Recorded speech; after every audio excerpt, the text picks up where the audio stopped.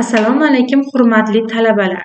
Bugun inson-kompyuter o'zaro ta'siri fanining 5-mavzusi bilan tanishib chiqamiz. 5-mavzu inson markazidagi sun'iy intellekt, ya'ni texnologiya va insoniyat o'rtasidagi yangi ufqlarni kashf etamiz.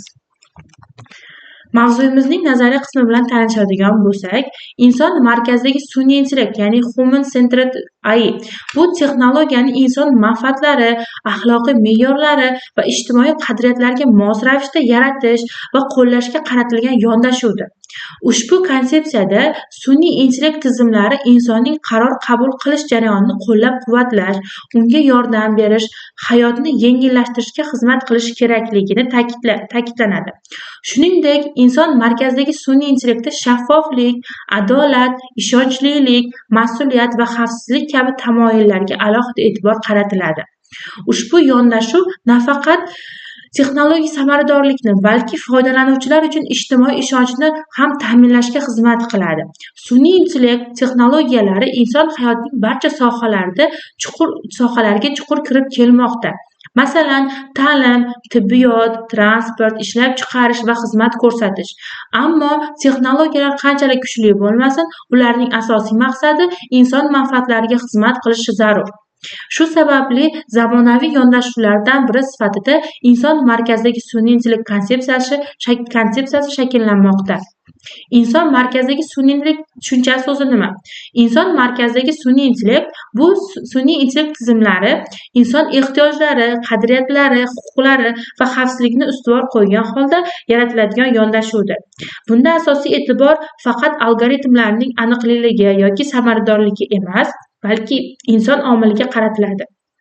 Asosiy tamoyillardan biri bu foydalanuvchi ishonchi. Tizim shaffof, tushunarli va ishonchli bo'lishi kerak. Etika va adolat, diskriminatsiya, kamsitish va noto'g'ri qarorlarning oldini olish zarur. Bundan tashqari, qulaylik va foydalanish imkoniyati. Inson sun'iy intellekt tizimidan oson foydalana olishi zarur. Mas'uliyat, qaror qabul qilishda sun'iy intellekt emas, balki oxirgi javobgarlik inson zimmasida qoladi. Asosan, inson markazidagi sun'iy intellekt ikkiga bo'linadi, ya'ni an'anaviy sun'iy intellekt va inson markazidagi sun'iy intellektga bo'linadi. Bularning bir-biridan farqini ko'rib chiqaylik. An'anaviy sun'iy intellekt samaradorlik, tezkorlik va katta hajmdagi ma'lumotlarni qayta ishlashga yo'naltirilgan. Inson markazidagi sun'iy intellekt bo'lsa, insonning qadriyatlari, ehtiyojlari va huquqlarini inobatga olgan holatda ishlaydi. Sun'iy intellekt o'zi nima? Sun'iy intellekt bu kompyuter tizimlari tomonidan inson aqliy faoliyatini taqlid qilish qobiliyatidir. Bu texnologiya o'rganish, mulohaza yuritish va muammolarni hal qilishda insonlarga yordam beradigan jarayon. Sun'iy intellektning asosiy yo'nalishlari 4 bosqichdan iborat. Bular mashinali o'rganish, ya'ni ma'lumotlardan naqshlarni aniqlash va bashorat qilishdir. Yoki kompyuterli ko'rish. Ushbu kompyuterli ko'rish tasvirlar va videolarni tahlil qilish va ularga javoblar qaytarishdan iborat. Inson tilini tushunish va javob berish bu tabiiy tilga ishlov berish hisoblanadi. Bundan tashqari, jismoniy dunyoda avtomatik harakatlar bu robotika, ya'ni robototexnika hisoblanib kelmoqda. Inson markazidagi yondashuv. Texnologiyalar birinchi o'rinda turadigan, samaradorlikning asosiy maqsad va inson faktorini ikkinchi darajaga qo'yadigan bu an'anaviy sun'iy intellekt hisoblanadi. Inson ehtiyojlarini birinchi o'ringa qo'yib, etik va ijtimoiy masalalarni muhim va insonlar bilan hamkorlikni amalga oshiruvchi jarayon bu inson markazidagi sun'iy intellekt hisoblanadi. Kundalik hayotda qo'llanishimiz. Kundalik hayotda asosan yuqorida aytib o'tganimizdek tibbiyot, ta'lim va transportda foydalaniladi. Misol uchun, tibbiyotda kasalliklarni erta aniqlash, davolash rejalarini taklif qilish va shifokorlar uchun yordam berish tizimidir. Yoki shaxsiy o'qitish dasturlari, talabalar uchun moslashtirilgan va ta'lim bilimlarini baholash bu ta'limda qo'llanilishi hisoblanadi.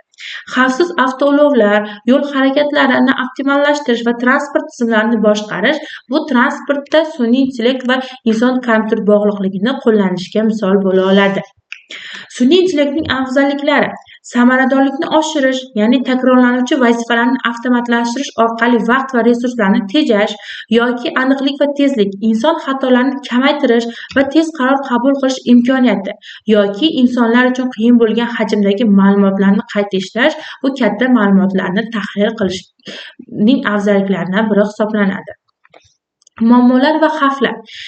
Ishsizlik xavfi, ya'ni ba'zi kasblarni avtomatlashtirish natijasida yo'qolishi mumkin bo'lgan inson omili yo'qolib ketadi va ishsizlik olib keladi. Bundan tashqari shaxsiy ma'lumotlarning noto'g'ri ishlatilishi va himoyalamasligi bu muammolarning asosiy turi hisoblanadi. Bundan tashqari sun'iy intellekt tizimlarining qaror qabul qilish jarayoni tushunarsiz bo'lishi mumkin. Bu bizga katta muammo va xavflarni keltirib chiqarib beradi. Etik tamoyillar. Misol uchun, barcha insonlar uchun teng imkoniyatlar yaratish bu adolatlik yoki zararli oqibatlardan himoyalash, xavfsizlik, oqibatlarga javobgarlik, mas'uliyat va ochiq tushunarli jarayonlarni amalga oshirish bu shaffoflik deb belgilab berilgan.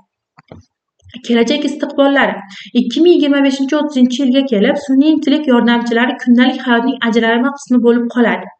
30-35 yillarda tibbiyot va ta'limda sun'iy intellektning keng qo'llanilishi rivojlanib, asosiy o'rinni egallab keladi. 35 va 40 yillarga kelib, inson va sun'iy intellekt o'rtasida to'liq integratsiya amalga oshiriladi. 40 yillardan so'ng yangi kasblar va sun'iy intellekt imkoniyatlarini paydo qilib beradi. Inson va sun'iy intellekt birgalikda sun'iy intellekt insonlarni almashtirish emas, balki ularga yordam berish uchun yaratilgan. Bizning vazifamiz bu texnologiyani inson farovonligi va rivojlanishi uchun to'g'ri yo'nalishlarda ishlatishimiz zarur. Ya'ni kelajak inson va sun'iy intellektning hamkorligida yotadi. E'tiborlaring uchun rahmat. Bugungi mavzuyimiz shundan iborat edi. Mavzuni yanada tushunarli qilish va qo'shimcha ma'lumotlar olish uchun quyidagi adabiyot ro'yxatlaridan foydalanishlaring mumkin bo'ladi.